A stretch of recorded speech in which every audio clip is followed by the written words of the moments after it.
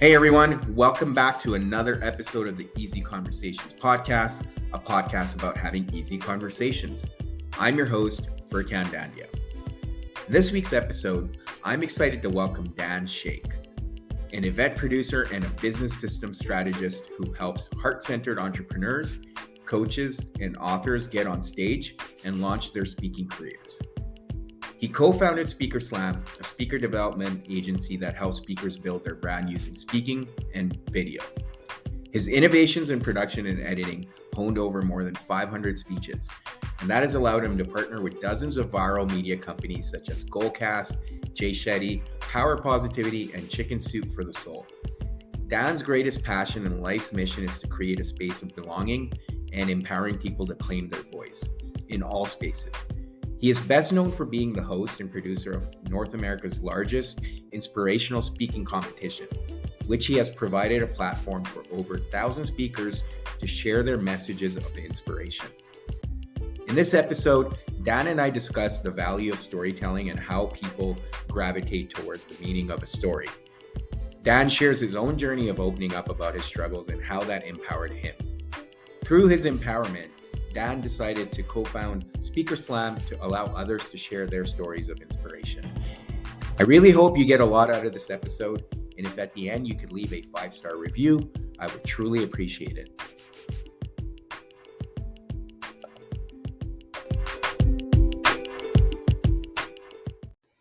All right, Dan, welcome to the Easy Conversations podcast. I'm super grateful for you to come on here and have this conversation with me. We've been able to connect recently on Instagram, like I do with all my guests mostly.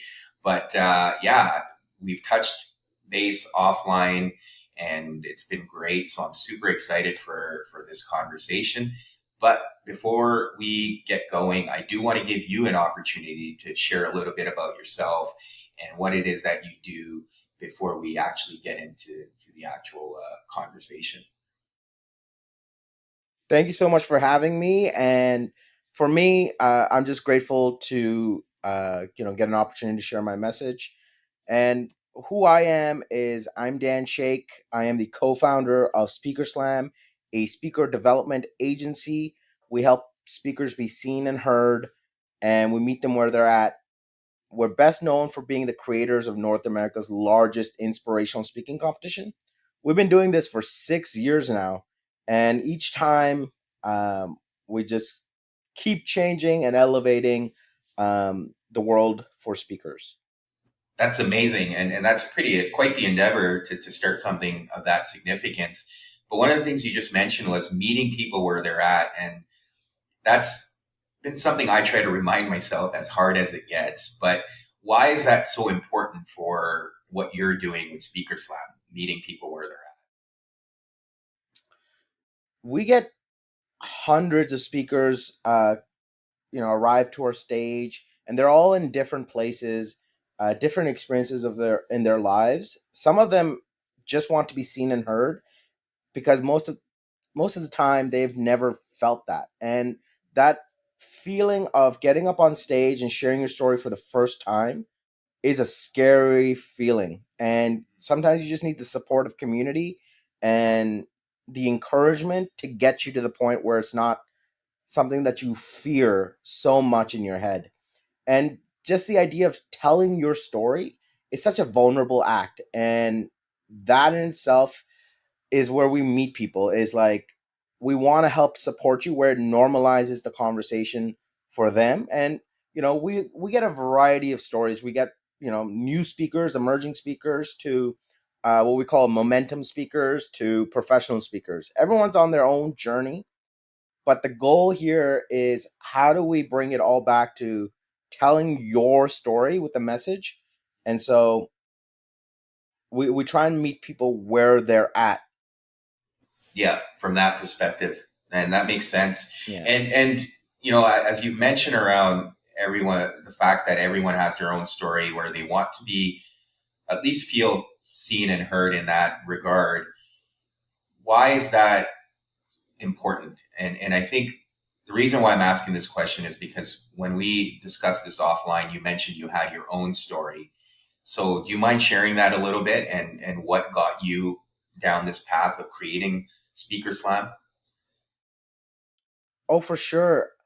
See, most of my life, I haven't felt seen and heard myself. My journey, my story, being a Pakistani immigrant, there was a whole time period of my life where I was homeschooled during the development years of my life. And so when I got put into the schooling system, I just didn't know the language to communicate with all of my peers.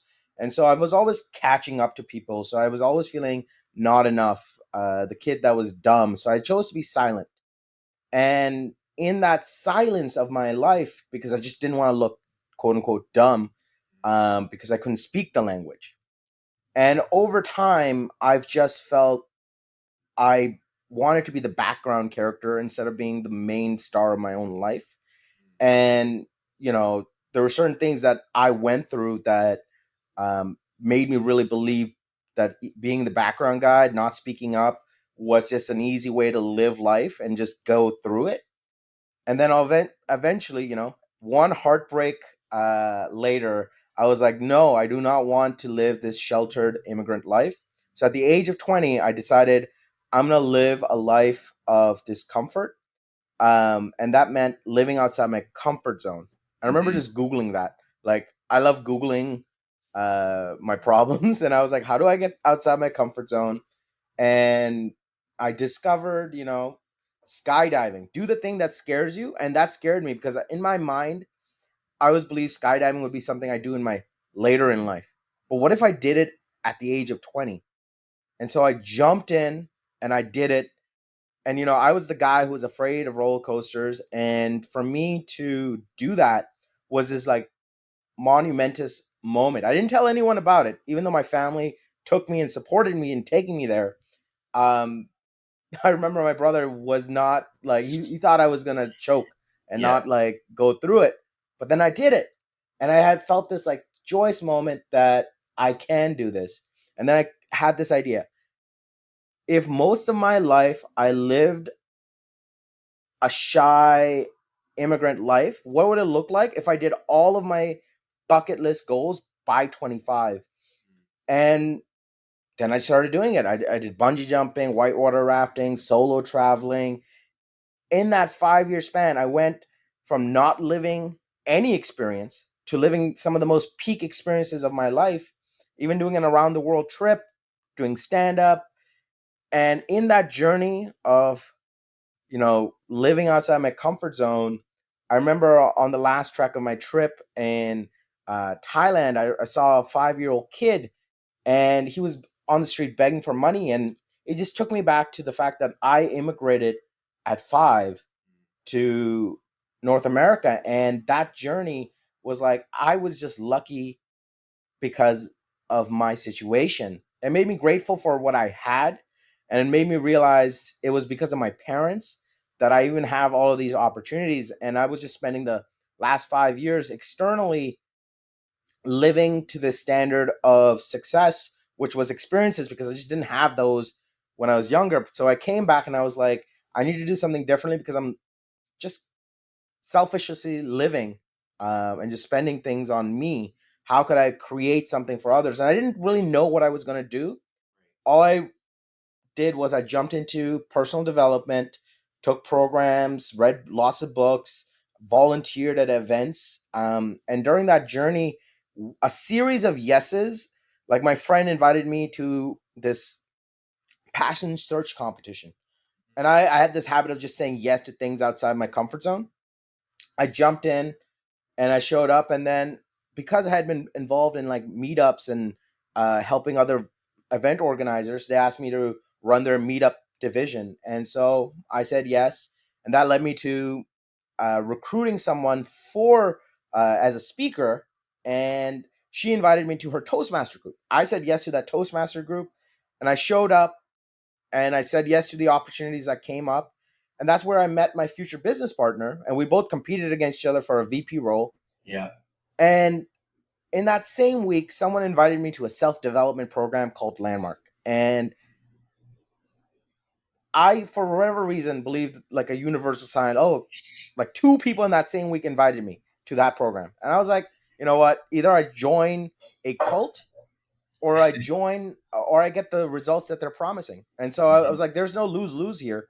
Mm-hmm. Either, it's a story. And Yeah. I would live for a story rather than live in a fear mindset. And so I jumped in, and my God, I heard things that I've never heard before. Yeah. I heard people share their life stories and the pain that they're going through, things that have put them outside of integrity, things that have left them in shame. And it hit because it brought up emotions in me that I've been suppressing. And those emotions, you know, I was in the last 5 years, externally living all these high tier bucket list goals, but I was actually running away from my own self because the story that I was running away from was I'm not enough. And the reason that was happening was because I suffered from body dysmorphia. And I couldn't tell anybody that because I felt very isolated as a man. And, in our culture, you don't talk about weakness, things that make you look quote unquote weak. And Yeah. so I'd never felt like I could talk to anyone about it. And I never felt like I was in a safe, like, I just didn't know how to. I didn't know what a safe environment was, who to share it with. And I had this mental stigma around therapy.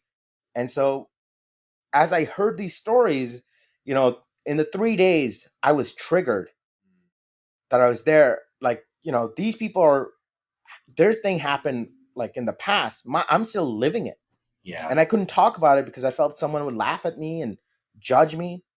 And then all of a sudden, on the last day, one of the volunteers was there, and I was like, something was bubbling to the surface. It was ready to come out. And so I just asked that volunteer, I need to share something. And honestly, 13 years of keeping this inside of me, I finally erupted with the emotions. And when I was going through puberty, something went wrong. And Yeah. what went wrong was I grew breasts. Medically, the condition is called gynecomastia. But for me at that time in my life, I didn't know what the hell was happening. And I Mm-hmm. felt like, my body is changing. I didn't have the thoughts and the communications to share my thoughts and feelings. And Mm-hmm. so I just kind of held it in. And, my family itself was struggling at the time. So I didn't want to put burden on them. Yeah. And so I just kept it all in. And so the bullying and the comments, they festered in my mind. And all I could do was just hide. And, I already had the mindset of hiding, and like keeping quiet will just make me like go through life. And now with this condition, I just quieted. I could be a funny guy, but I use that as a tactic to avoid situations and like diffusing the tension, because I just couldn't handle the fact that like people would see me as some freak. And Yeah. that's the part that really bothered me. Mm-hmm. And so now fast forward, I've shared this with someone, and the craziest thing happened. She was in tears as she heard my pain. Instead of like what I in my mind, I thought it was the worst case. They would laugh, they would shame me, judge me.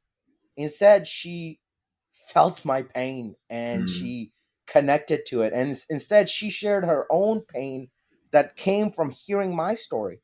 And as she heard my story, she cried. And we were both in this loving embrace of shared pain and releasing. And so the thought soon after hit me.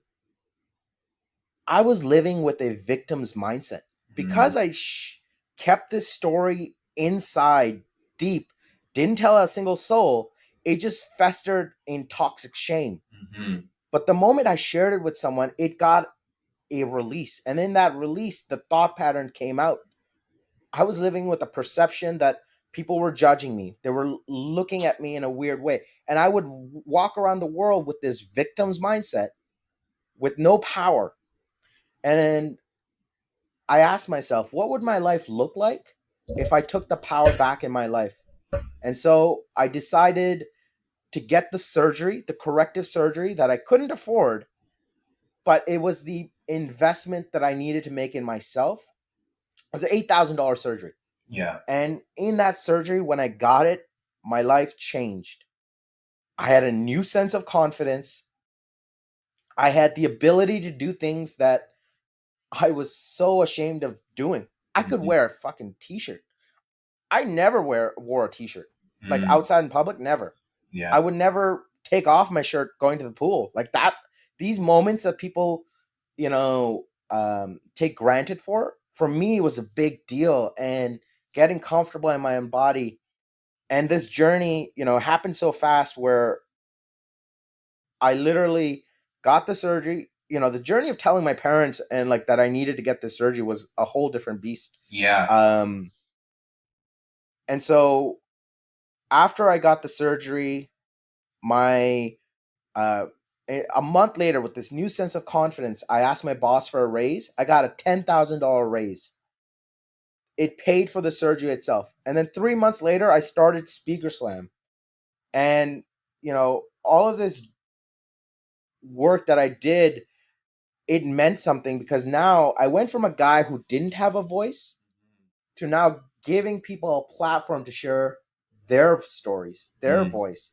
And Mhm. so I'm very much so connected to, storytelling because I know the impact of keeping it all in. If you keep it in, shame brews. The thoughts, keep you stuck. But the moment you let it out, that's the moment life begins. Yeah. Yeah. No, no, that's amazing. And thank you so much for being vulnerable and sharing that. And I think there's so much to unpack in that, in terms of, as you mentioned, we often create this fear in our head that's bigger and worse than it actually is. And often through speaking it, we're able to, I guess, break that stigma and realize that we've created these worst case scenarios in our head, and they're not actually true. But at the same time, when we start speaking our truth, we gain more power over our own story, as you've shared here. And I can relate to your story as well, because my parents immigrated from Pakistan. I didn't move here, but I was born here. But it is tough to really own your own story because of the culture you kind of grow up in, and it's tough to balance the two cultures. So, kudos to you for being able to realize that you were staying small in your own story. And often, what I love about doing this podcast is every guest I have, they have their own story. And often it's going through their own experience and adversity that they're able to overcome, but then also empower others through their own experience because they know what it feels like. And it seems like you've done a very similar thing with Speaker Slam, where because of what you went through, you were able to now empower, and you are empowering others. So help like me and the listeners understand. I know you've touched on it a little bit around what Speaker Slam is, but give us a bit of a picture on what it entails, what are the competitions like, and what are you guys covering typically, and then we'll kind of move into the whole concept of storytelling as you've alluded to. For sure. So Speaker Slam, when we originally started, we were a speaking competition in Toronto, and we would do it live on stage. And the beauty of it is, it's 10 speakers. They have 5 minutes to share their story or their speech. And what they're doing is they're telling a personal story with a message in order to inspire the audience. And they're judged on a judging criteria. Um, with four judges that are there that are industry leaders who pick whoever resonated with them, give them the scores. And by the end, we determine the top three, and they win some amazing prizes like $2,000 in cash, prizes donated by the judges, and what do you call our signature legacy video, where we take their speech and add music and B-roll onto it to really personalize that speech and make it epic. So during the pandemic, we transitioned online and we created the online speaking competition, and that really took off. And Now, every 3 months, we do a competition where it's globally accessible. So you don't have to just come down to Toronto to participate. You can do it from anywhere in the world. We have people in America. We have people all throughout Canada. We've had people jump in from Thailand, from Africa, from Germany. Like, we are constantly growing, and that's because the online competition exists. And at the very end of the competition, at the end of the year, we do something called a Grand Slam. And this is where we determine the inspirational speaker of the year. Um, and so we have 4 judges that are industry leaders in where they're at. And we bring them in so they can really help our speakers with opportunities in the world of speaking and business. And they're ranking them on a judging criteria that we give them, um, and they select the top 3 speakers. Those top 3 speakers then move on to the Grand Slam, where they compete against the best speakers of the year for the title of Inspirational Speaker of the Year. It's a We've been doing this for 6 years. We've held over 5 Grand Slams already, and we just keep growing. And it's such an exciting opportunity. If you have a story, it's the perfect place to get on our platform to share your story, because we're looking for inspirational people. And my mission is to get a lot of people that whose stories haven't been heard. You know, people of color need to step up and share, and that's my mission, because that's what I went through, right? Like, there wasn't anyone like me that was sharing. Men, a person of color sharing something vulnerable that is, makes our stories just as unique, because you Mhm. don't see um our stories being represented in a way, because we live in this Western identity, and then also holding up our Eastern identity, and this duality of it all is such an exciting thing to be sharing. So what do you see as your vision for where you want this speaker slam to go? And obviously it's something you've been doing for 6 years, but what's the long-term goal with this endeavor, and where do you see it headed? Well, I definitely want to continue having a lot more people take our stage. I want men to step up and share their stories and lean into vulnerability. I want people of color to really step up and share their unique experiences. Um, for me, the long term vision has always been, how can I get our speakers seen and heard more and more? How can I get more opportunities for them? Because their success is our success. And to me, always felt, let's lean into that. That's why, when I pitched all of the viral media companies back in 2018, and all of our speakers started to go viral on a monthly basis, we accrued over 500 million views from those pitches, and our speakers got seen and heard in a level that we hadn't seen before. And then they got documentaries, press, book deals, and um, they got to win awards and move on to creating their own movements. Um, to me, I don't know what this journey holds. Like, Yeah. I've never been someone who has this 5-year plan. I have an intention. Hmm. When I started, I had just the goal, I'm going to finish my bucket list by 25. And then when I came back, I was like, I'm going to by 30 be an entrepreneur. Hmm. I didn't know how I was going to do it. I just set the intention, and I let the world kind of give me whatever, I was being guided towards, and I just said yes to opportunities. Hmm. So I don't know what will happen, but I know my intention is to get as many opportunities for our speakers. And on that journey, if Speaker Slam gets its own TV show, gets its own movie, that would be my dream. Yeah. But that is just the intention I put out there, and then we'll figure out a way how to manifest that. Right, right. No, that's amazing. And it seems like you're not attaching yourself to any one outcome. You're kind of following the course and where it takes you with the right intentions.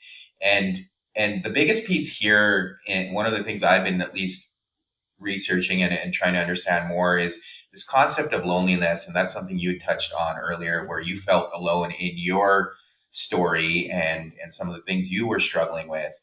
And again, to reiterate the fact that we create this narrative in our mind that, hey, the only one dealing with this, and we tend to isolate ourselves. And there's an aspect of community when we start speaking up and we share our story, where when it's taken, when our story is received with compassion, it gives us more empowerment to be able to speak more. And that also comes through the art of storytelling. And the biggest reason I wanted to have this conversation with you is storytelling is something I've been also thinking about a lot because, and as I mentioned to you offline, throughout our, our, our lives, we hear about stories from the past through which we can find meaning, whether it's we can relate to those stories or they can often even encourage us or motivate us to do more with our lives by hearing the stories of others. And I think it's so powerful. And one of the things I feel in today's society we've lost is this ability to tell stories. And we feel like either we're better than others or our stories are more profound than others. But once you start listening to other people and connecting, you realize that we're all having our own individual human experience in our own little way, but we're not any different. We feel the same emotions. We have the same type of adversity. Is that something that you realized in your experience? And is that something that you see in a lot of the stories you're hearing from others through these competitions and the work you're doing?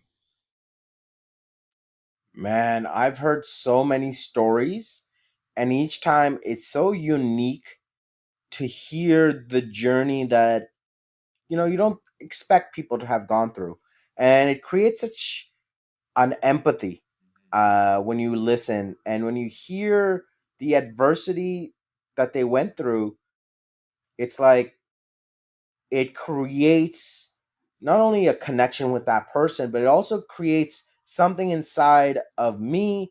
I know for the audience, it's this energy of inspiration. If they can get through what they went through, it allows us to see the pathway for our own story, because we all have our own stories. And being able to share that with the world is a scary thought. And hearing others say it again and again, overcoming adversity, failing, all of these things are where the learning happens. We can learn so much from people when we give our years to that type of information.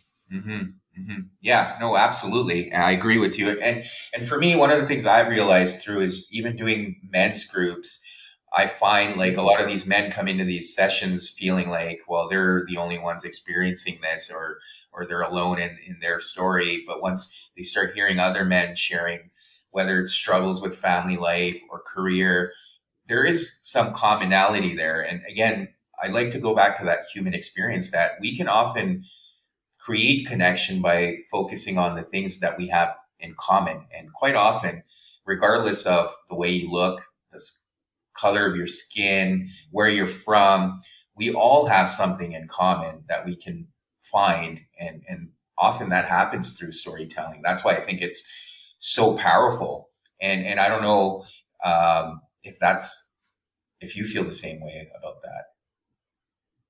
Oh my God, yes. On my stage, I've had the most diverse people. Even if you look at our inspirational speakers of the years, like, it's allowed me to connect with people in a different way that Hmm.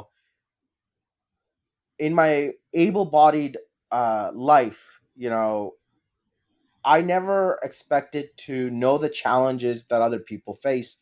We've had quite a bit of people with disabilities take our stage, and they share their challenges, how they got into what happened to them and their life stories that, like, at first I wasn't aware of their, journey. And maybe that's because I lived in my able-bodied world.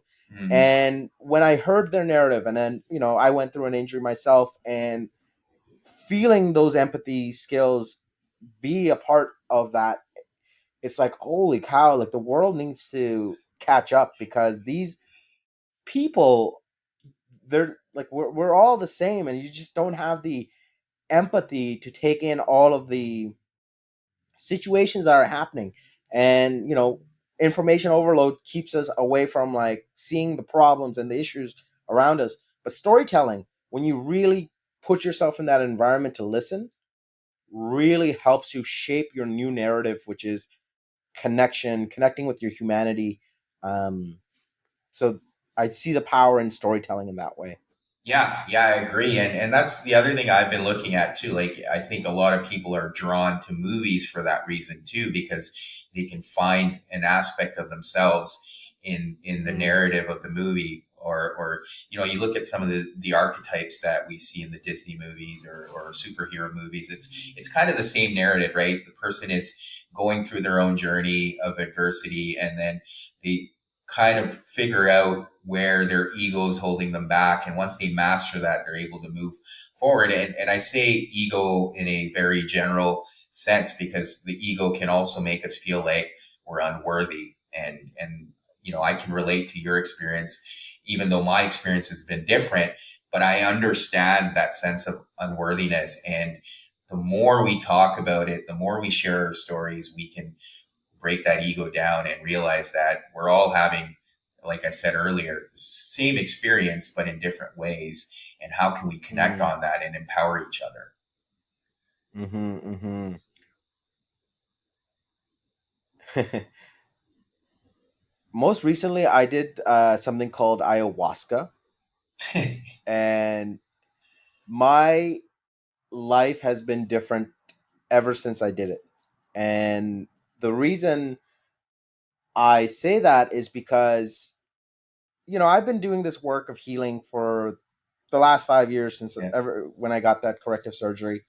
And but doing it in this way was a game changer, because I basically went through 12 years of therapy in these two sessions. Yeah. And in that session of me doing it, what I discovered was I was walking around the world with a wound, and that wound was said, I need love. Mm, And in that I need love, I wasn't giving back the way I could have. I was, it was in this like weird um, taking energy, if you will. Like, right. you're not, but by the end of the, at the other end, what I felt was I am love, I am belonging. Once you actually heal the wounds that are there, the ego, um, and not to say I'm healed. Like, Of there's course. lots of work to be done, Yeah. but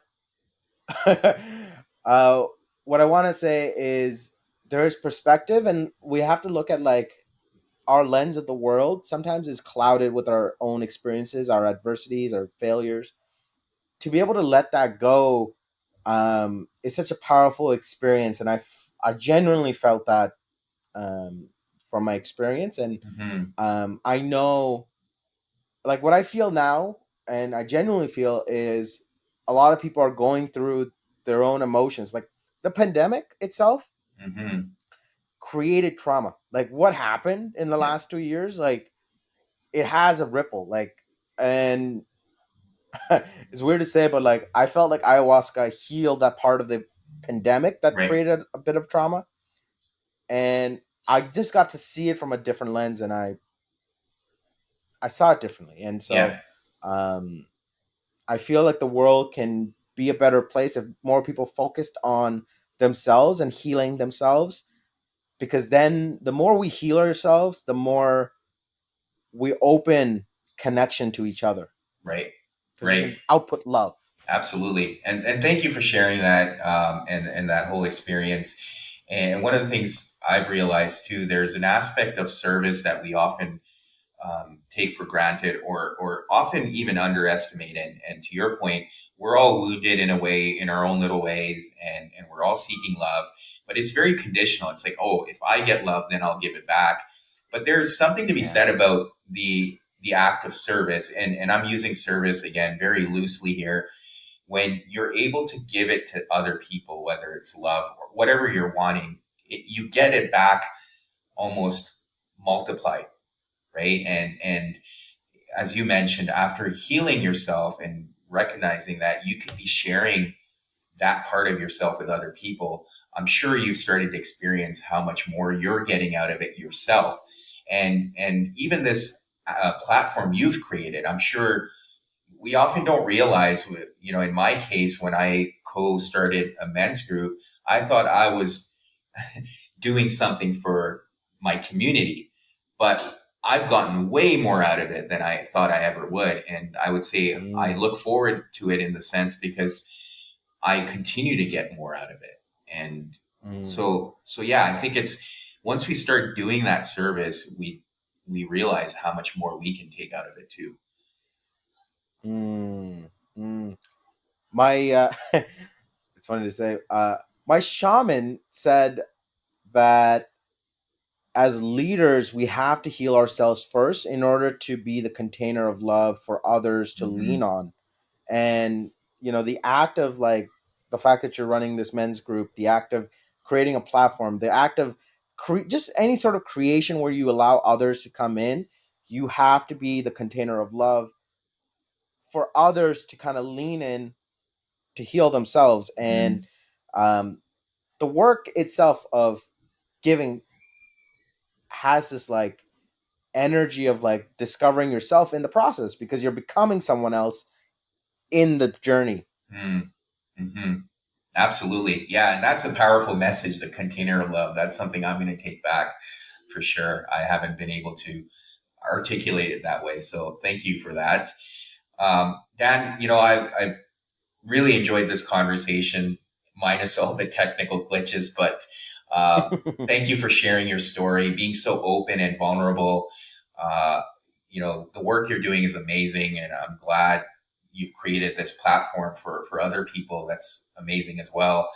But is there anything you want to share as we come to a close that, as a message that you believe people may want to hear, um, that you wish you had heard when you were going through your own journey?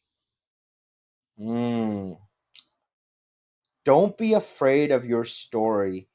I know, shame itself can really make it feel like it's the worst thing in the world. But to me, my biggest recommendation is find a safe space where you can share it with somebody. Do not keep it inside. And not to say you should be an open wound and share it with everybody. Not everyone deserves your story. And you need to use your story as a mean to heal yourself. And sharing it in the right way can do it justice. And so my recommendation is, work on yourself. Don't let your story be the thing that stops you from living life, because living without fear, with passion, with purpose is so much more exciting. It's so much more nicer on the other side. But that journey of being on the other side starts with you sharing in a safe environment where you can heal and do the work.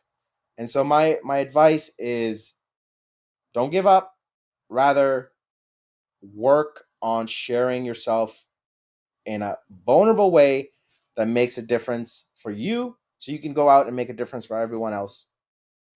That's amazing. Thank Uh, you. Yeah, that's well said. Sorry, go thank you, ahead. thank you, thank you.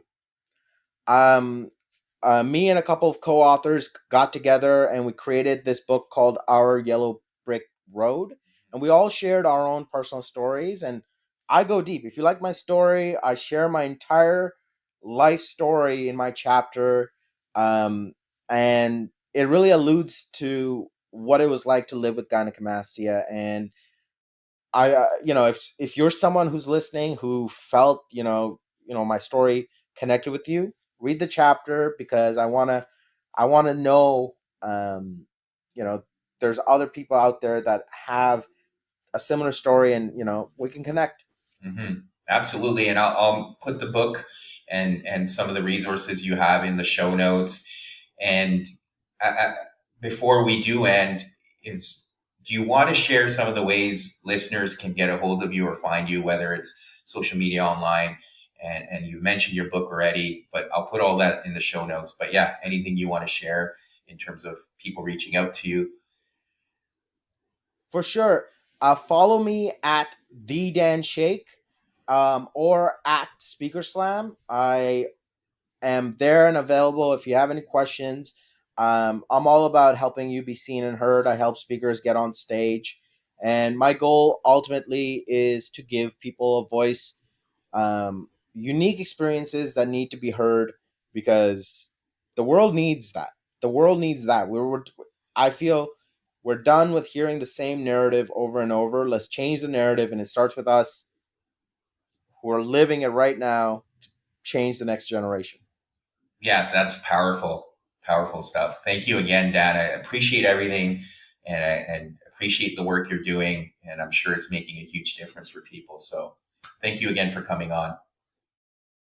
Appreciate it, brother. Thanks for having me.